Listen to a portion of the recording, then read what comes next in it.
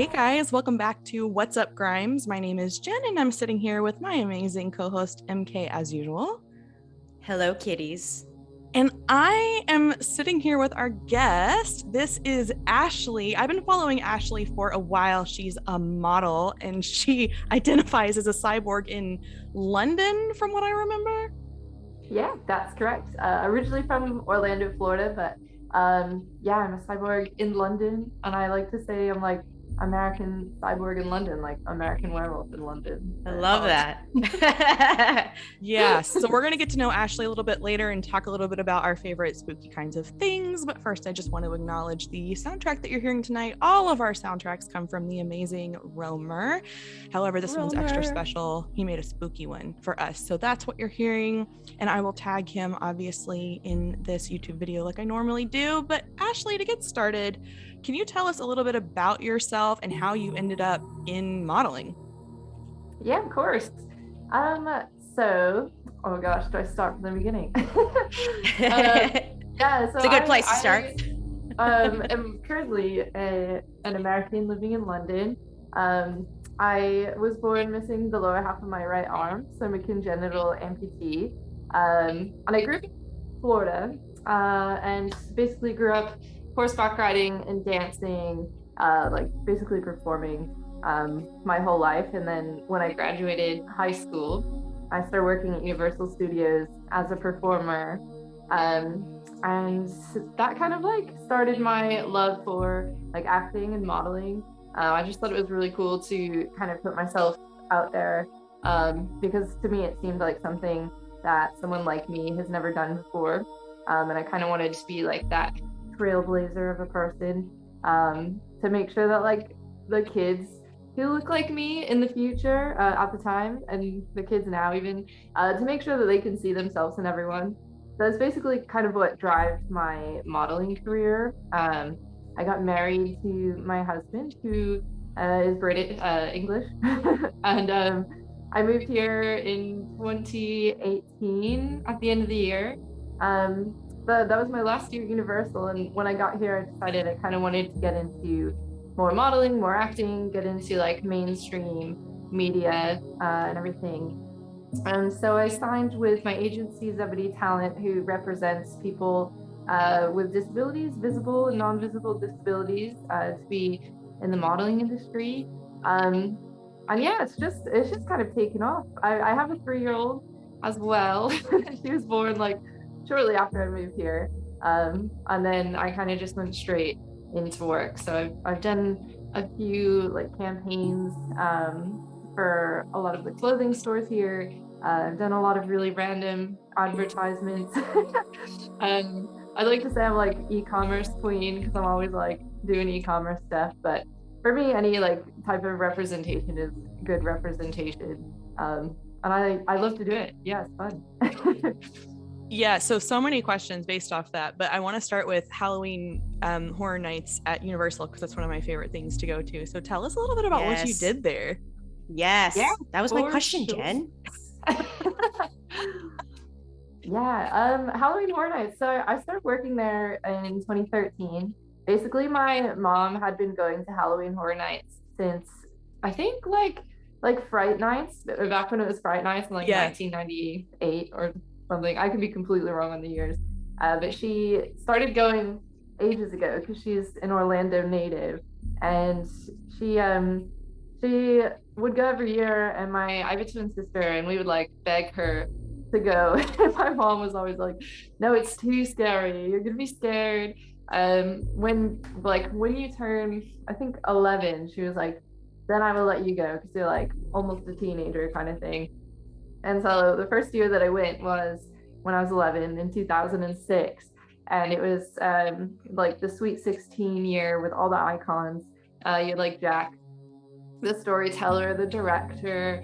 I feel like that year is like so special to me because the first house that I went into was Psychoscarapy, which was Jack's main house. I don't know why my mom decided to take us to like the scariest house, the very first one. But I just remember coming out screaming, and just like so excited. I was like, this is terrifying, but I love it. And it ended up being like a family affair that my mom, my cousin, I grew up on a farm, and my mom's a horse trainer, which kind of ties into like there's a lot of people who were at my house my entire life, like never alone, but basically a ton of our clients would like come with us. And then in 2013, when my twin sister and I were 18, my mom like she she told us we had an audition, and because I was a dancer, I'm like, oh, like what audition? She's like, I signed you up to audition for Halloween Horror Nights this year. And my sister and I, it was like our dream our whole lives. We just freaked out. We were like so excited. Although I knew why she did it, 'cause she wanted the free tickets, you know. But still, it was hey, like, it comes with perks. yeah, exactly. But yeah, and then we ended up getting it the first year, which was cool. I was in The Walking Dead on the street in 2013, like most scare actors. We were all The Walking Dead that year.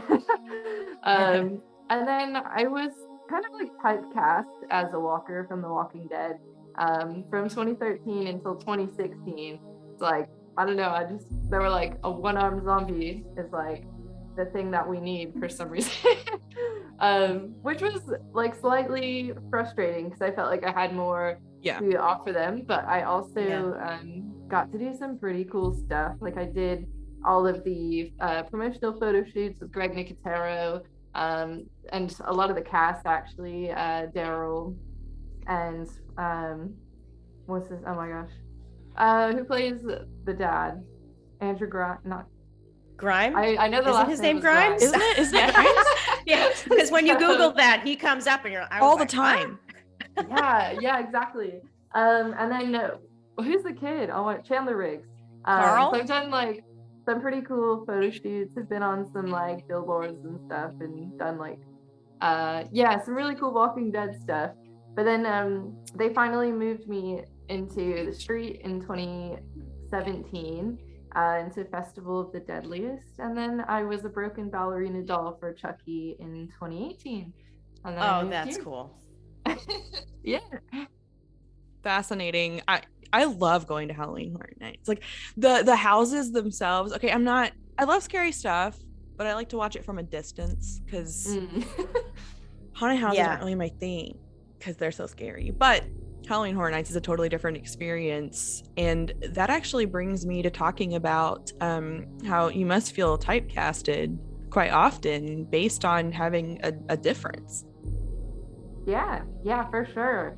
I guess like I think times are definitely changing. It was really hard when I first started out. I was very excited to be in The Walking Dead. I was really excited to be a part of Halloween Horror Nights. So like the first time I was like, this is great. And then the second year, when I found out I was in The Walking Dead, I was like, all right, you know, fine.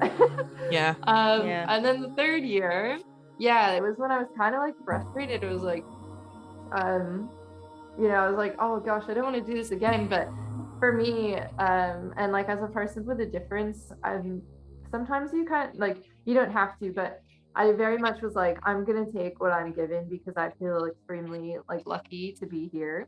And that was like my attitude for it. And then the fourth year, or fifth year, I don't know, 2016, I declared it as my final year, which was great because they didn't have it the next year. And then I got Scare Actor of the Year for the entire event, which was quite cool.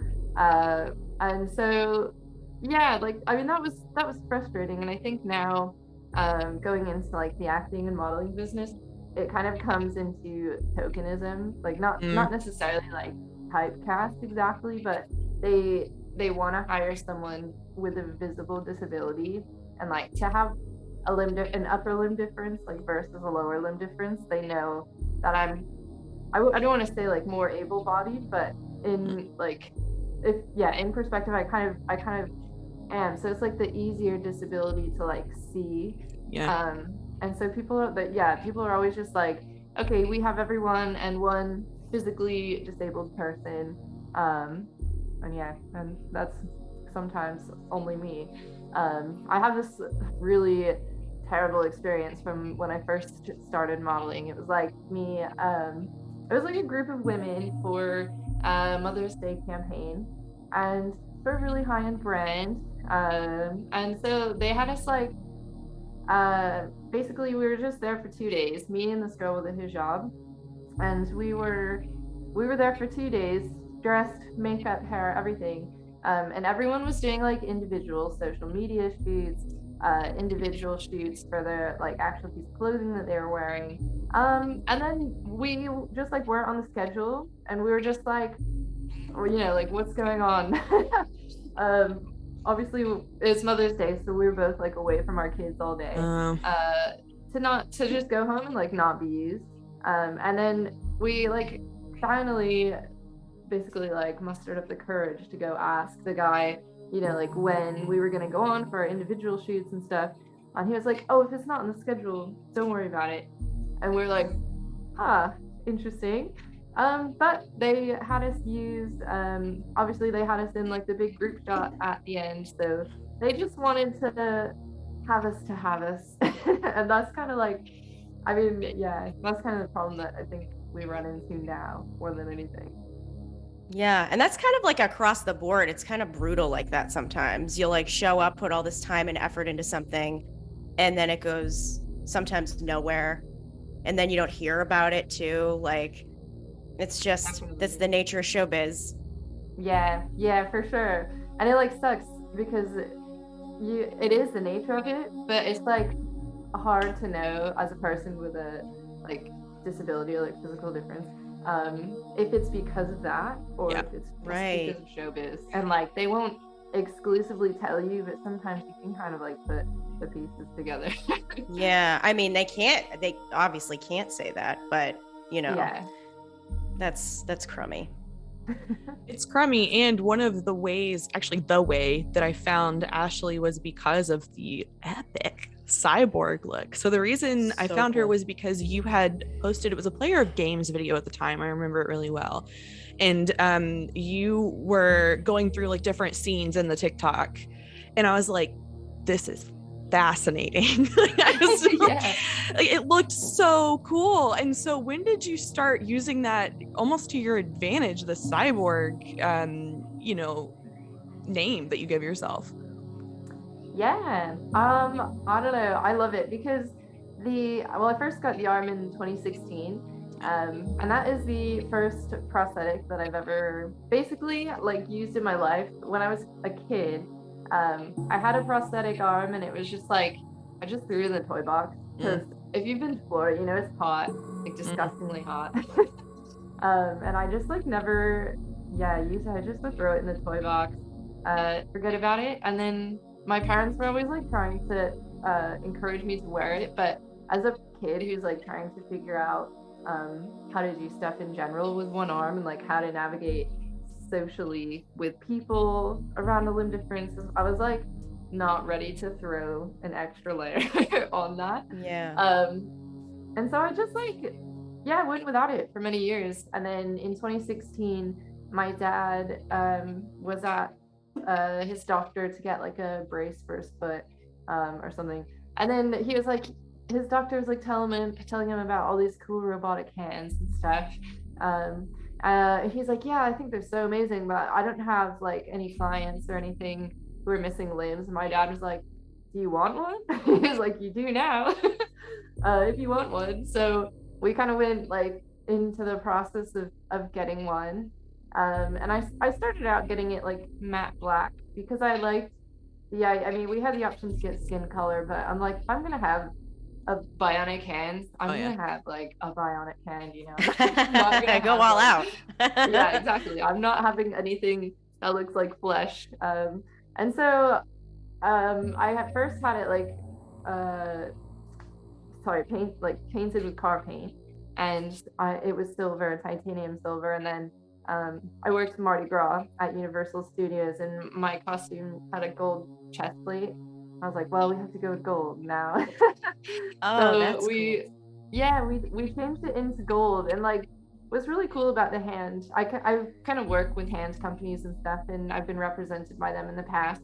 And so I think it's just amazing to tell people about the technology, because people don't really know about it, they either think that it's like super strength, I'm gonna punch through a wall type of thing, which I can't do for the record, or like, you know, or they think, well, they don't know that that technology exists. So to be the person that tells people and like change the conversation, I just I just love it. I think being a cyborg is pretty darn cool. In my opinion. It is, and you make it look cool. You make it look very cool. And that video, I watched that recently, the TikTok that Jen was just referencing, but also the videos where you touch on motherhood and the challenges with that too was very moving to me, because in general, right, as your child grows, there's gonna be challenges no matter what. But Yeah. you did her hair. I watched that video where you did her hair, and The it was braiding. amazing. I can't even do my and the braiding. Oh, thank you. Well, I actually surprisingly have had a lot of practice braiding horsetails in my life. Oh yeah. So, Oh my God. like, to have a child that moves around is actually quite difficult. But yeah, yeah. Well, I'm so glad that you have fully embraced it, because again, to me, it came across as very cool, like very branded for you, and I loved how you made it work for you, and that's obviously why I'm now obsessed with your page. So I want to go ahead and transition us onto a little bit of the Grimes stuff. How did you become a Grimes fan initially? Yeah. Oh my gosh. Well, to be honest, I moved over here I've only been a Grimes fan since like 2018, so like really not that long. But I moved here, Longer and than my me. husband was like, well, my husband actually showed it to me first. He showed me gosh, what album did he show me? I think Miss Anthropocene, and he played it for me, and I was like, you know, like at first, because I wasn't really listening to it. And you know, sometimes when people show you music, you're like, great, thanks. Yeah, thanks. I mean, maybe that's but then we really started playing it in the house, and like my husband is really into tech, so we've got these crazy, like, I mean, it's very on brand for us to be a tech family, when we have all these limbs and stuff, but we have like all these crazy speakers and stuff, and like I would just sit there and start listening to the whole album, like start to finish, and it just like moved me, and then I think the first thing that I looked at was this like very random Grimes documentary. I don't know if you've probably seen it, but it's like when she was in college, and then just like the start of her life, and just the way that she like talks, and she's so interesting to listen to. I think she's fabulous, and we're both Pisces, so like, our birthdays are a day apart. Aw. But I just think she's just amazing, and she doesn't go with the normal, which I think is what I really like love about her. And obviously all of her like almost cyberpunk stuff, and like just thinking about the future and AI and everything. It's just like I'm like, wow, those are the vibes I want to go with, you know. Yeah. She's so cool. That But yeah, documentary, she was tap dancing, right? Like with the Yeah. clogs in the hallway. Is that the one? yeah, Blueberry Miranda. It's called Yeah. Human Heart, and she talks Yeah, about wanting to go to space, and it's like so much foreshadowing in that daggum documentary. I know. I'm like, Yeah. wow, like she stayed very consistent from the time that was made. I agree. I think it's one of her most endearing pieces, Ashley. Yeah, absolutely. And then like even after I had my child, I kind of like got into Art Angels quite a lot, and I would like, I feel like, I don't know, in the winter here it's really depressing. And like I would try and go out for a run in the day to get my mind off the fact that the sun sets at like 4 o'clock in the afternoon. And it just like all the songs like uplifted me. And there was this one day where it was like so cold for weeks and so cloudy, and it was just one day where it was like completely sunny. I wasn't wearing an actual like coat, and I was out on a run, and I just like, to the whole album front to back, I just ran for my life. And I like, I don't know if it was like the pairing of like the adrenaline and like listening to it, but I feel like I'm forever bonded with that entire album. Yeah. Because You it was and just, me like, both. yeah, it's just the most amazing feeling. So I'm just like psyched for anything that she puts out. Just love it. Yeah, have that's a- my favorite album. Yeah, definitely. Do you have a favorite song? From the album. Ooh. I don't know. It's all good. I think right at the moment, Butterfly is one of my daughter's favorite songs, and so I feel like Aw. I can never get enough of Butterfly. Like every time, I'll just listen to it all Right? day. Right. Oh my gosh. That album is the album I can play around my kids because Yeah, honestly, even exactly. if she is saying bad words, it's Yeah, not you don't know. decipherable. So, Exactly. I don't know if you saw. I have I posted it on my Twitter, not on Instagram, but my daughter loves Player of Games and the music video. And she came out in one of her princess dresses and my like wig that is white and purple. And she was like going around with a pencil, like trying to fight me with the Player of Games. She's like, turn on the fighter song. Okay. But yeah, she thinks she's Grimes. We listen to her so much, but Good. I wish somebody had introduced me to Grimes at 3. yeah, seriously. I'd be a more well-adjusted person, I like to think, but Yeah, whatever. yeah. All right, so tell us a little bit about going back to your day-to-day, since you've integrated Grimes so much into, I mean, how I found you for the most part. And I know that, you have your career, you're also taking care of your kiddo. What does it look like on a day-to-day basis for you? At the moment, so like with us, we're very freelance, so we just get like jobs here and there. So it depends on the day. But like on a normal day like today, yeah, we would just wake up. I do all of the breakfast and the getting ready, and I mean sometimes I think the thing we do the most in our house is dance parties. As a dancer and like all the crazy speakers we have in the house, it's like almost a shame not to. So we always have like we always have like some sort of dance party that's like on a theme. Like we've been on a Mamma Mia ABBA kick for like a week now. Yeah. And so like we'll hop around. I'm also a Blackberry fan as well, so Alara will be like, "Mommy, can we play Blackberry?" I'm like, "Yeah, sure." So we'll like pick an artist and like really like go for it for like a week. Have a little dance party, and then yeah, off to nursery. Take her to nursery, and then I spend the time when she's in nursery, which is like from noon till 6. Just kind of exercising. I don't know, like self-care kind of stuff. I have a really great friend who's my neighbor here, and we actually have dance workouts downstairs. Or just Sounds like like go fun. shopping because I live next to the mall, so it's yeah. And then I go pick her up at 6 and cook dinner, and yeah. I mean that's kind of like a basic day. We go to the playground as well, hang out with friends, but on a work day, depending on what I'm doing, if I am working, usually it's a really early call time. Luckily here we have access to everything, so like trains, Ubers, everything.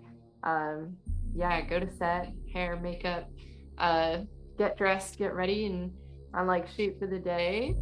But yeah, I guess it depends on the project, really, of what we do. Yeah. Are you liking London versus the US? Or what are the biggest differences that you've noticed?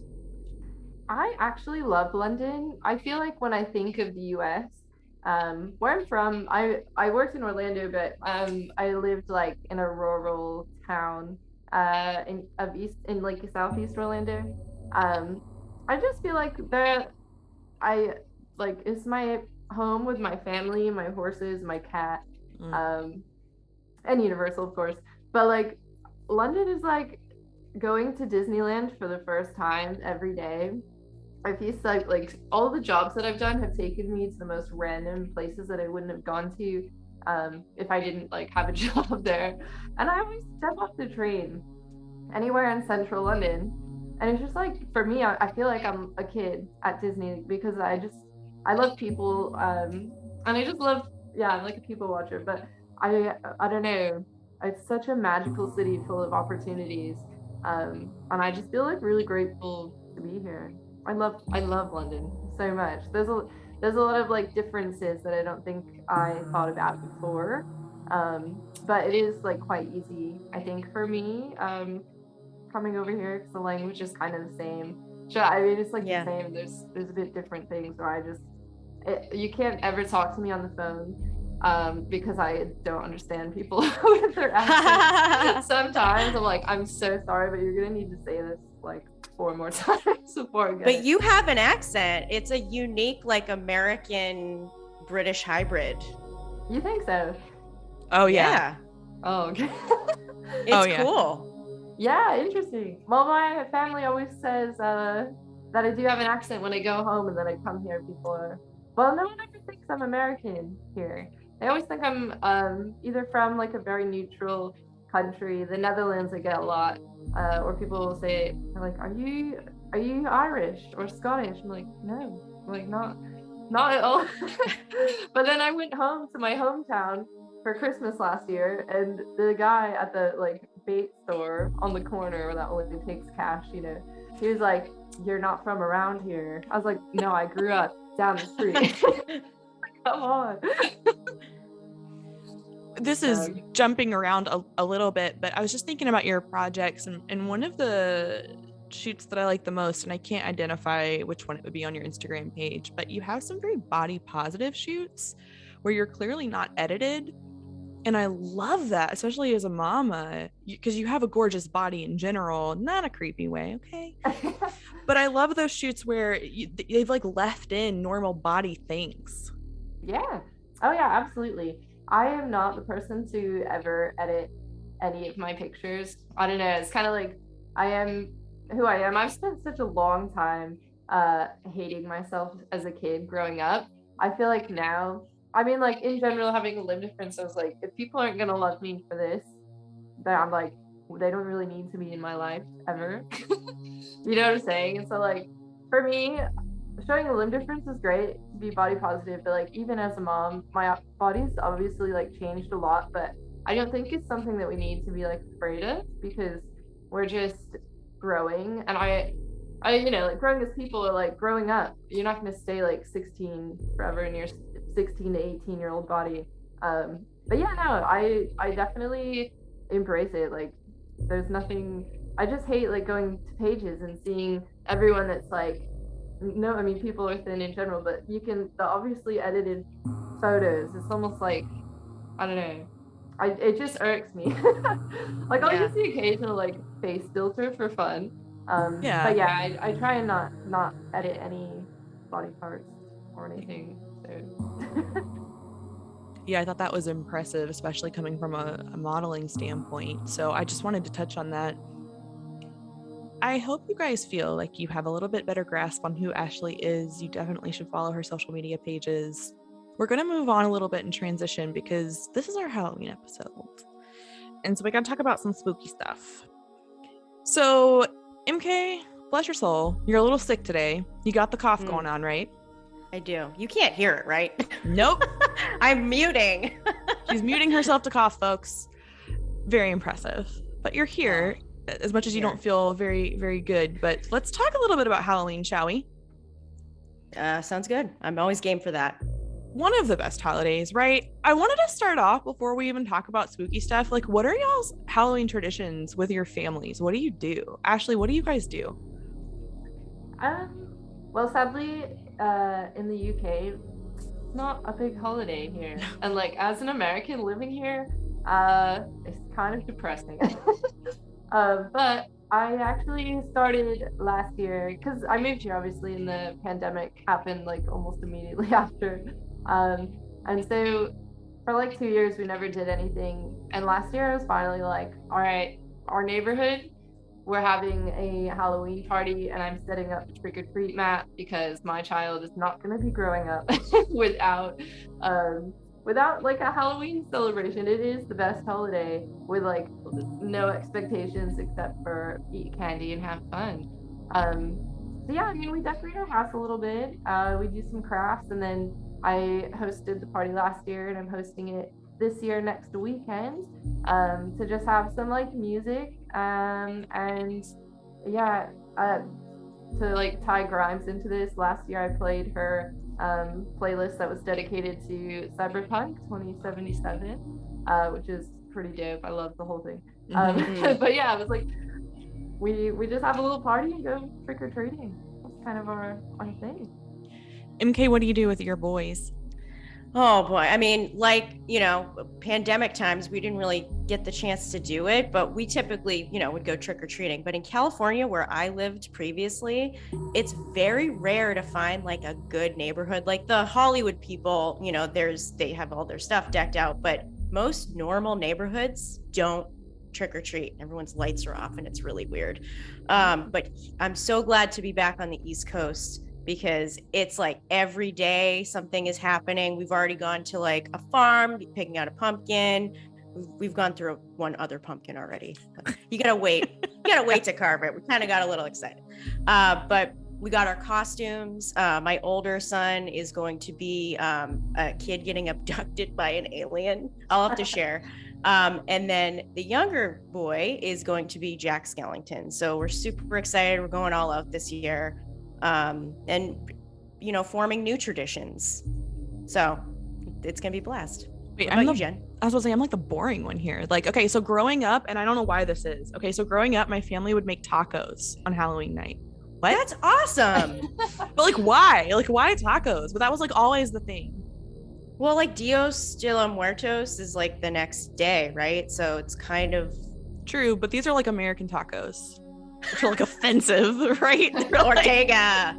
There's like Ortega. There's like no spice in it, whatever. That was like the thing growing up.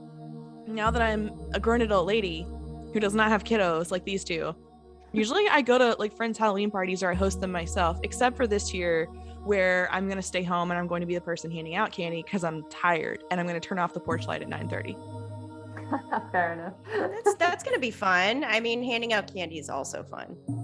Super fun. I love seeing all the little kiddies' costumes. So, that's the Halloween traditions. Yeah. Did I tell you guys I'm from Salem, Massachusetts?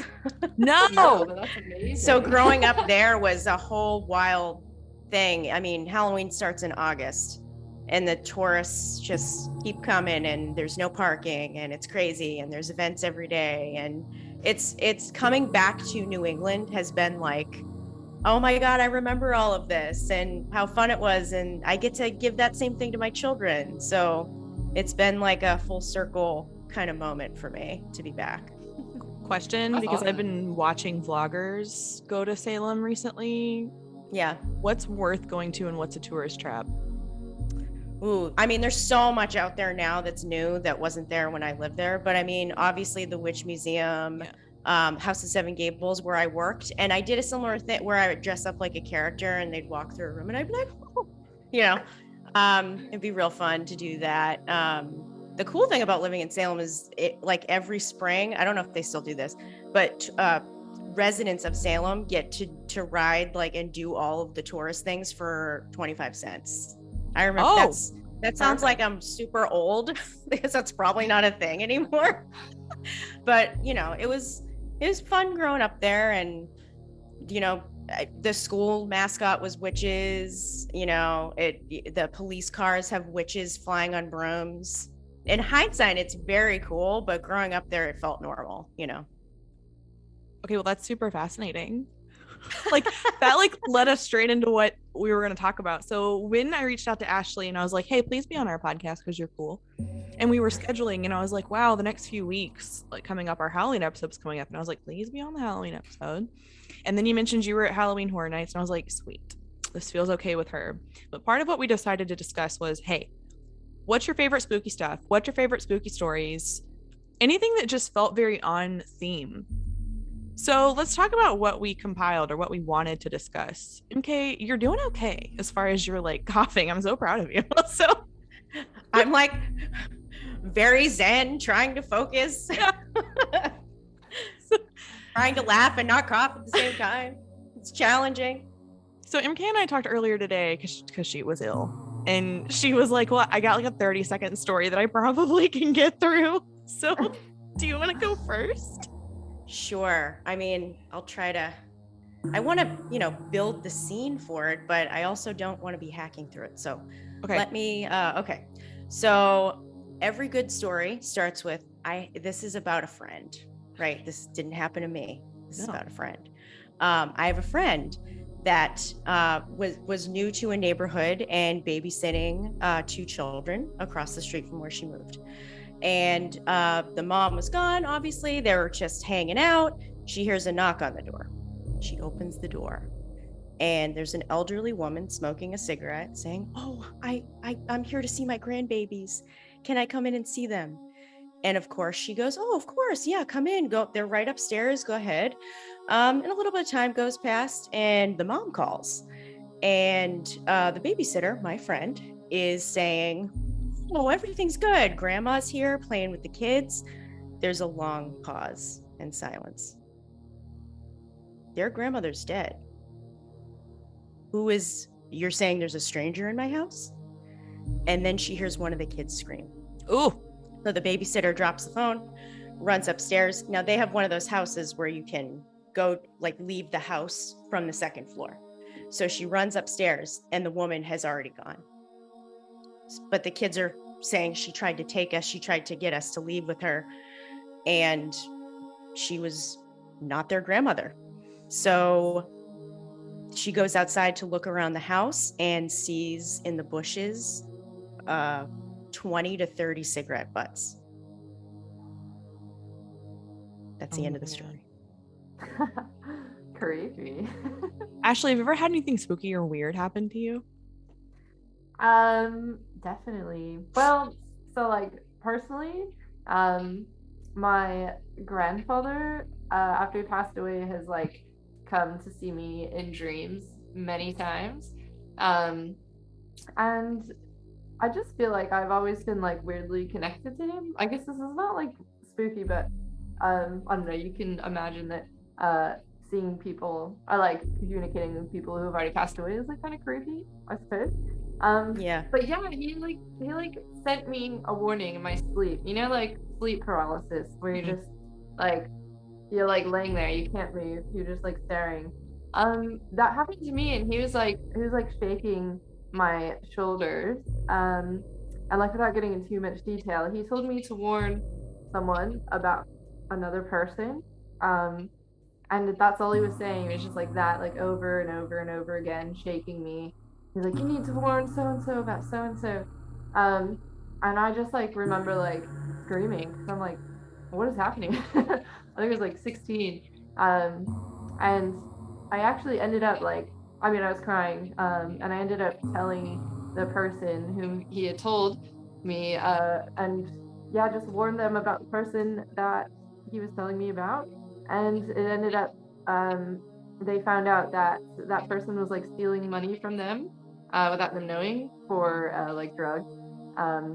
But they would have never found out if that like interesting event like didn't happen to me. It was very weird. And then he just always like comes back. Like basically he was really great friends with my first horse, Pepper. And then I got a new horse who I didn't really like, but he was like best buddies with my first horse. And I had gotten like flipped over on top of by my newer horse. And I like walked into my room, and there was just a picture of him and my first horse, Pepper, on the ground that had been in my closet. And no one was in my room like from that time. And he just like communicates with me in random ways. And the last time that I saw him, he like came to me in a dream, and he looked like he was like 10 years younger, like before he had cancer and everything. And he was like, "I'm doing really well. Like, tell your mom that I'm doing really well." And then I've not like heard from him since. And so like, wow, it was like his weird like goodbye message, which was really cool. And I like told my mom and my twin sister in the kitchen. We all just cried, and I was like, I think this is the last time like he's gonna say anything, because it was like such a beautiful dream. So it was very weird. Oh my but God. I feel like really like happy to have had those experiences. Wow. Were you close with him prior to his passing?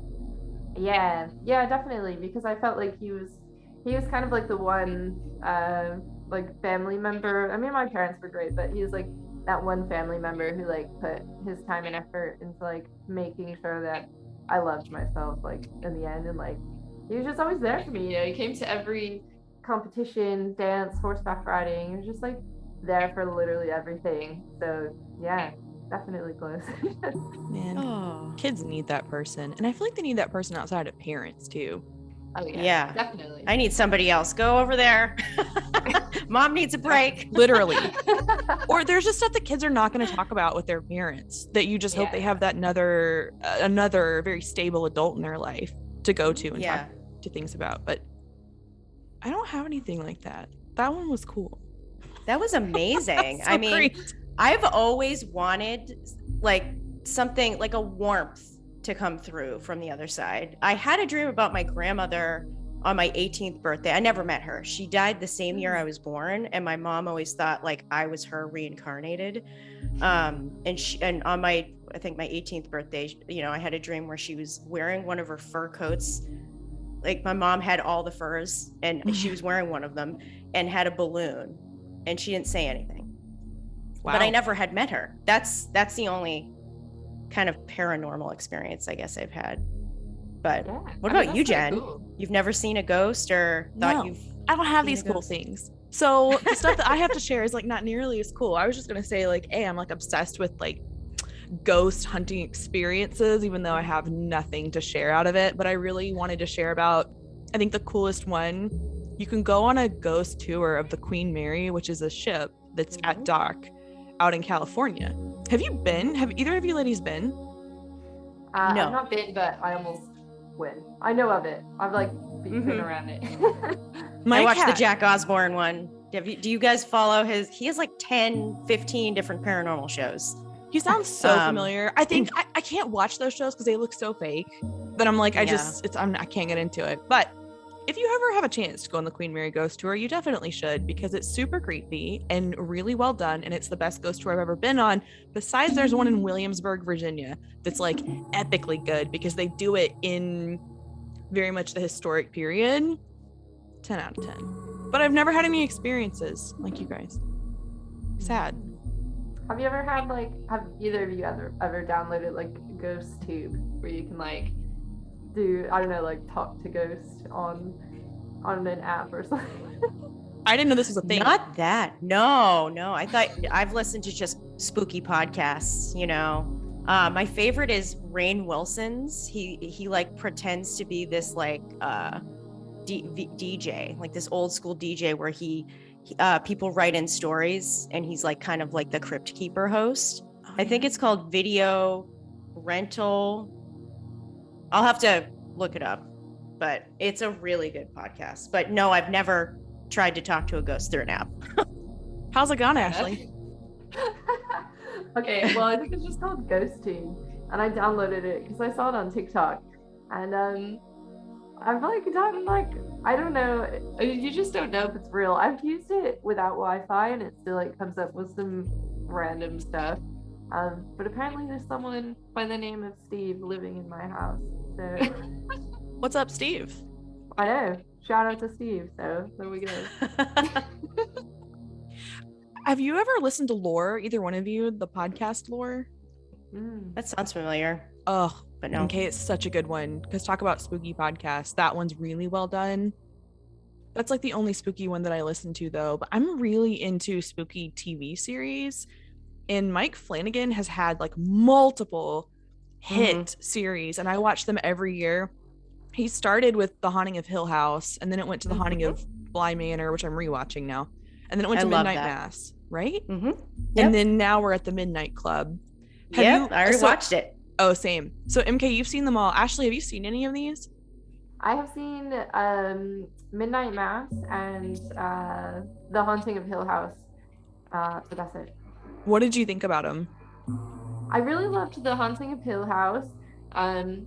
Yeah, that was creepy. I can't watch like the breaking bones and stuff. So I'm always like, but I don't know, the Midnight Mass. It just seemed a bit like too repetitive for me. Like I was like, all right, I understand like the message, and I mean, it was okay. I liked the like was the vampire one, right? Yeah. Yeah. Yeah. I liked the like vampire. I liked how they're actually like doing something with vampires, if that makes sense. Because I feel like it's been a long time somehow. And it was Yeah. really well done. MK, what's the best one? What's the worst one? Out of all of his, Out of those the four. series, that's tough. I liked Midnight Mass. I'd want to talk about it more, but I don't want to spoil it for anyone because the ending, I would talk about that, but I don't want to talk about that. It's fantastic. I liked it. But I think my favorite is Midnight Club, just because I have every single pretty much Christopher Pike book, Fear Street books, R.L. Stein. Like, I still read those. I read the ones that are appropriate with my kids. We just love that genre. You know, I will always be in the grown adult lady, young adult reading. Goosebumps was the bomb as a series. Totally. I read all those as a kid. I'm actually surprised to hear you say that Midnight Club's your favorite, because I think that that's the weakest, in my opinion. There's 50 billion storylines. Half of it doesn't really make sense. Like the first 2 episodes, I almost gave up because I was like, none of this is like feels real. But Midnight Mass, my husband felt the same. Yeah, it like I can't. None of it. And you like see, it's hard to not give away stuff. You see a lot of stuff coming.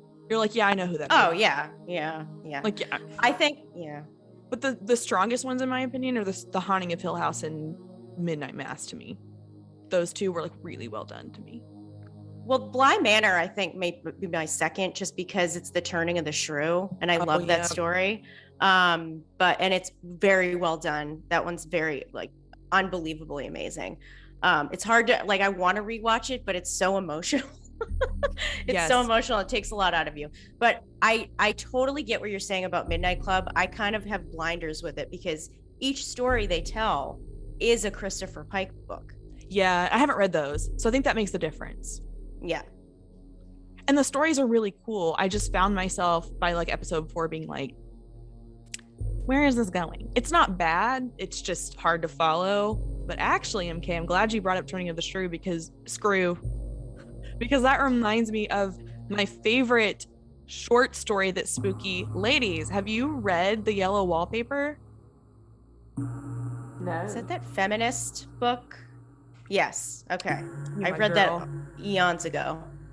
Okay, so there's movies that are out that don't have good ratings, and I get why. But The Yellow Wallpaper I read first in high school. It was an 1892 book. It was a feminist piece about someone who's slowly going insane due to what's likely postpartum depression, but her husband, who's a doctor, doesn't see it. And instead, it's very patronizing, and she's forced to just kind of lay in bed and stare at the wallpaper till she goes insane.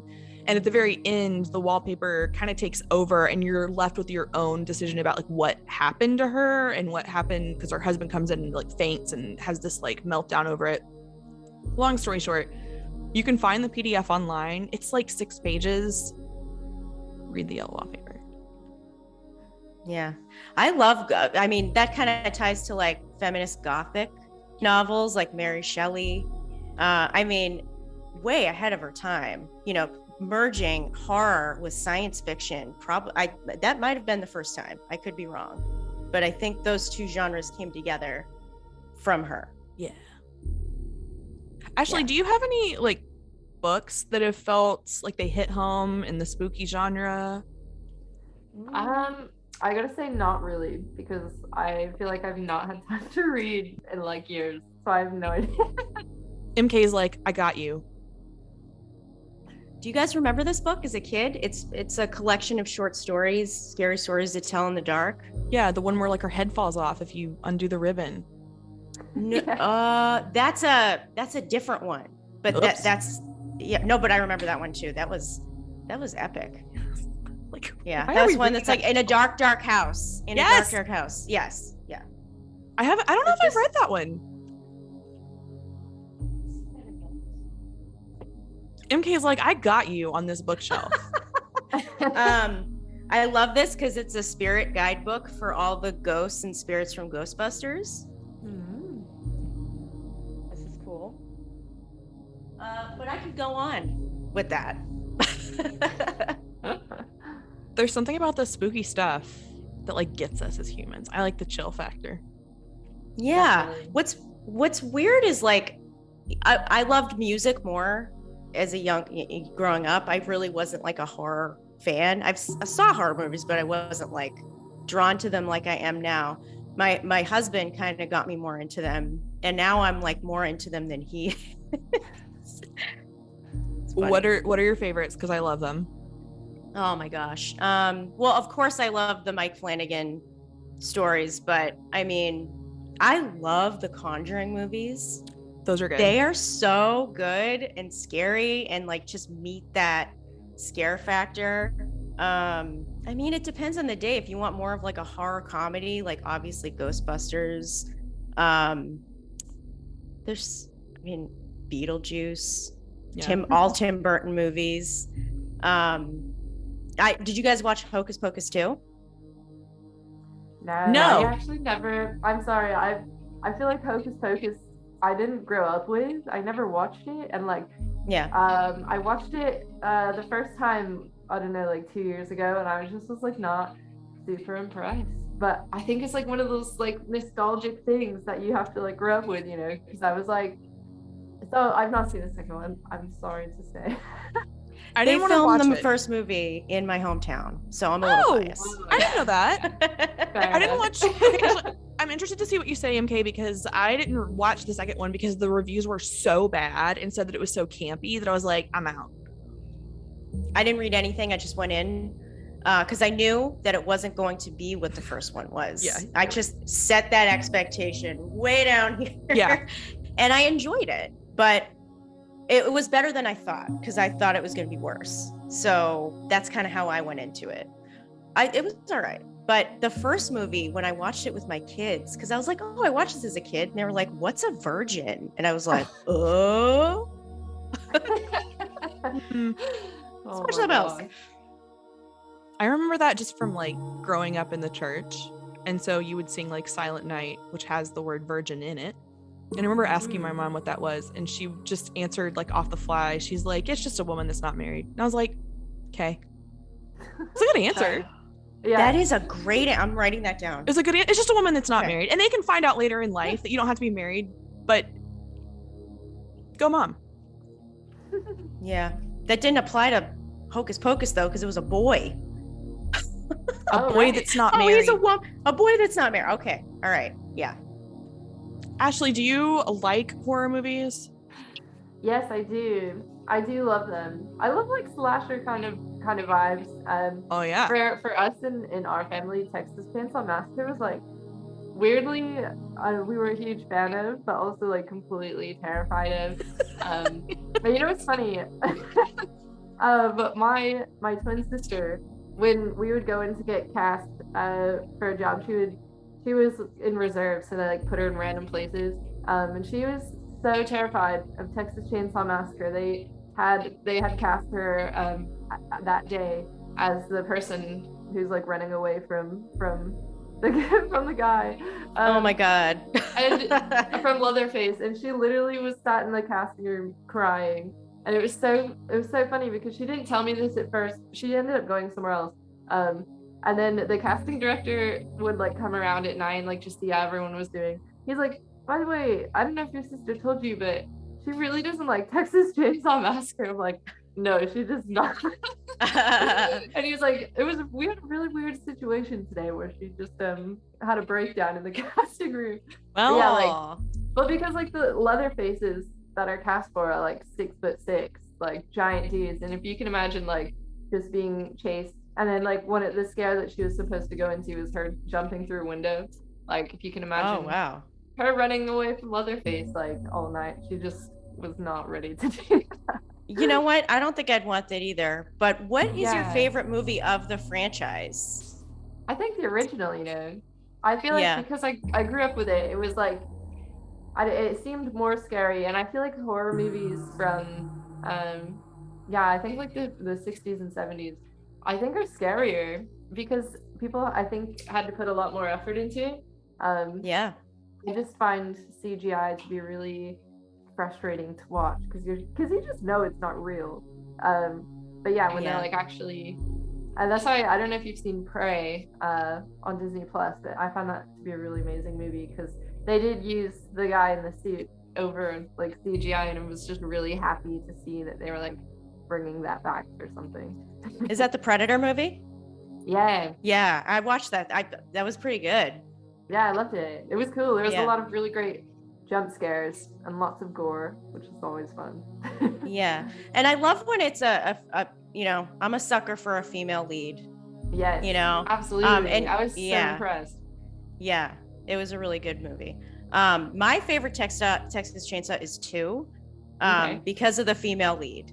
Yeah. And it was like, you know, the first one is an art film, right? It's like an artsy, like the ending with him with the chainsaw and the sunset, like it's very beautifully shot. Yeah. The second one's kind of like a regular movie. Yeah. But I love that she's a DJ and she, you know, like she's trying to solve the whole situation. And Dennis Hopper is the cop in it. It's, I don't know. I like that. That one has a soft space in my heart. I wish I could get into the slasher ones. It's just not my thing. Like, I've seen them all, but I like the ghost movies. Like The Conjuring's really good. MK, you mentioned that one. My all-time favorite movie is The Others, which is Nicole Kidman, and it's What a Others? ghost Oh movie. no, that's a different movie. It's so good. I can't give away endings, but if you guys want a really solid ghost movie, The Others, you gotta watch it if you're into ghost movies. The Woman in Black, Daniel Radcliffe is one of my favorites. Slasher movies, I'm just like, I mean, Freddy Krueger. I got him right here. Oh, what's up, Fred? I love it. Right here too. He's so cute, though. I know. I was terrified of him as a kid. Yeah. My brother had the glove, and when I was in bed one night, he went like this, like right by my light. My light's like on the wall, and I like. Oh my gosh, nightmares forever. Yeah. Yeah, but there's a good series. My favorite of the Nightmare on Elm Street series is definitely 4. Dream Master, because Dream Warriors is good too, but Dream Master is another female lead, and she kind of, I don't want to give too much away, but she basically starts collecting the strengths of her friends that are killed by Freddy, and she is able to fight him. So I don't know. Now I have all these new recommendations. I feel like with like the slasher stuff, I find that I always just like the first one, and then I get confused about the rest of the ones. Like it's all like a mashup for me. Like you will not, no offense, like catch me watching the new like Michael Myers type of thing. Like there's too many. Just, you know, I don't know. I've seen them all, but and they've, and number 4 is probably the best of that one. Just because I don't know, you'll have to check it out. Another female lead. Danielle Harris is a child. I think that was her first movie.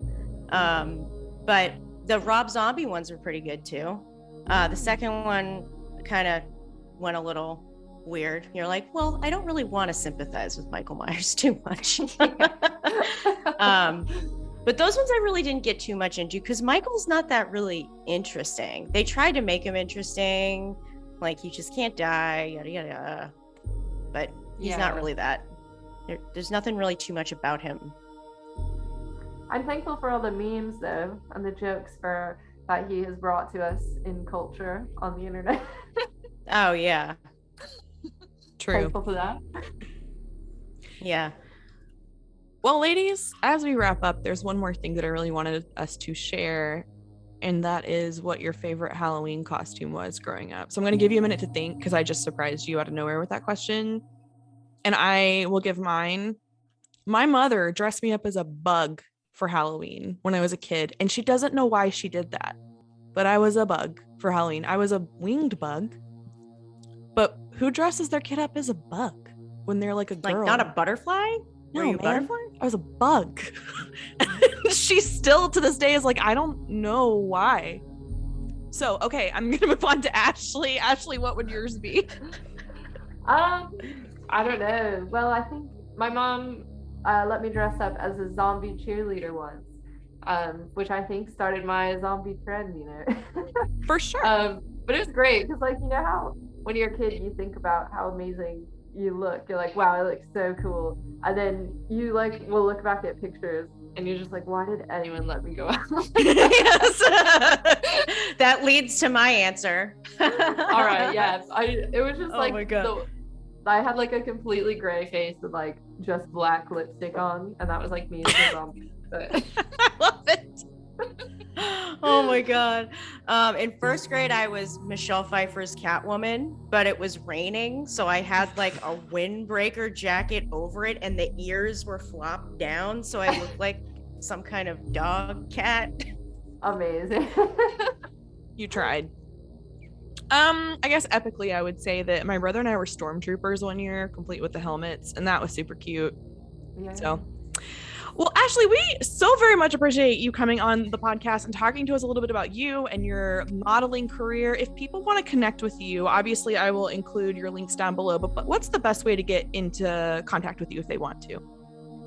I would say, yeah, definitely Instagram. Orlando Cyborg Ashley is my name for Instagram and TikTok. Twitter is the same, but it's Orlando Cyborg AS. So, yeah, I think social media is the best place to go about it.